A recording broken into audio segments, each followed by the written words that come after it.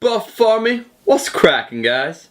Today, for once, I got a short video for you on a very misunderstood topic, kind of like cocaine. Refeed and cheat days. When to utilize these when cutting, and if you should use them at all. The first thing I want to say is that most individuals misuse them. Why or how? It's because they'll cut for a short period of time, start to feel like shit, think they're losing all their muscles, they look flat, obviously because you're cutting, and they'll panic immediately, have refeed or cheat days, and let this shit spiral and get out of control.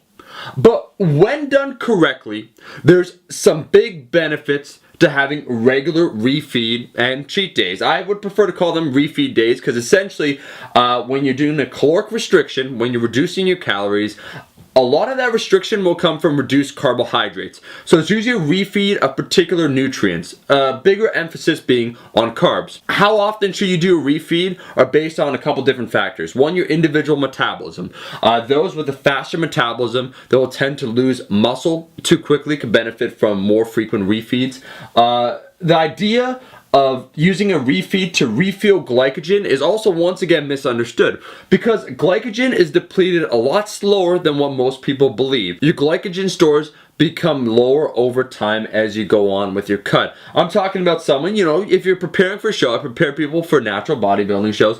When it comes to the glycogen stores, we're talking at least 6 weeks, right? So if you're really feeling flat, that's something to consider. So not for the average gym bro. The other big factor, however, is that most people, when they're doing a cut or trying to get really lean, I say preparing for a natural bodybuilding show is a really good goal, it's for the mental relief. You got, 18, 20, 24 weeks of doing this long-term diet, and you feel restricted in what you can eat and how much you can eat. Doing a planned refeed can have huge mental relief for an individual.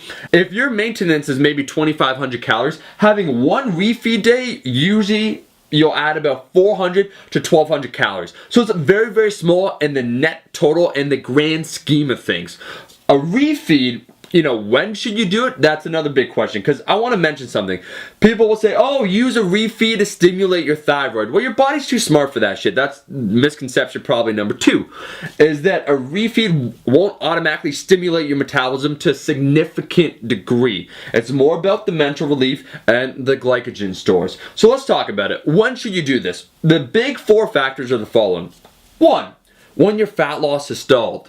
If you haven't lost weight for a period of several weeks, you're doing a 24-week cut and you're on week 14 and you're not losing any weight, then because remember, there's a correlation between the amount of calories you eat and your metabolism, you should eat a little bit more. Have a refeed day and see how your body adjusts. Doing a long-term cut is all about making these small micro adjustments along the way. The second one's the complete opposite, right? For maybe some guys with faster metabolism, you lose too much weight. So if your coach has you on your plan maybe 1 to 2 pounds per week, and suddenly on week 12, you lose 4 pounds, you're losing too much weight. Yeah, it could be water, it could be a bunch of different factors, but if you're starting to feel too flat, a refeed day could be beneficial. The third factor will be having a lower body temperature. This is an indication or an indicator that your metabolism has slowed down a little bit. So what you want to do if that happens by more than say a degree is once again consider a refeed day. Because you've been in the cut too long, you're reducing your calories, perhaps too fast, or it might just be how your body's adapting to this cut. And the fourth reason is when you feel like absolute shit. And I mean absolute shit. Because when in a caloric restriction, you won't feel good. You're not eating a lot of food, okay? You're working out real hard. You're trying to fight against losing your strength. It's very hard. So you will feel bad to some extent. But if your gym performance just keeps going down, you need a refeed day. What you would do is consider perhaps on a Saturday or a Sunday, on an off day. Most coaches will have you on a lower carb day. Is on that day, once every 2 weeks, you'd have your refeed day.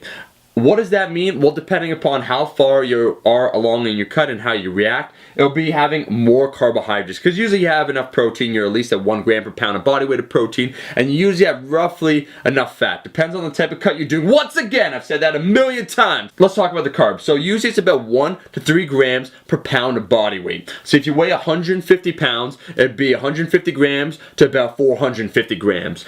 The good rule is usually, if you're just starting out on this, is to do a moderate one, like 1.5 to 2 grams, see how your body reacts.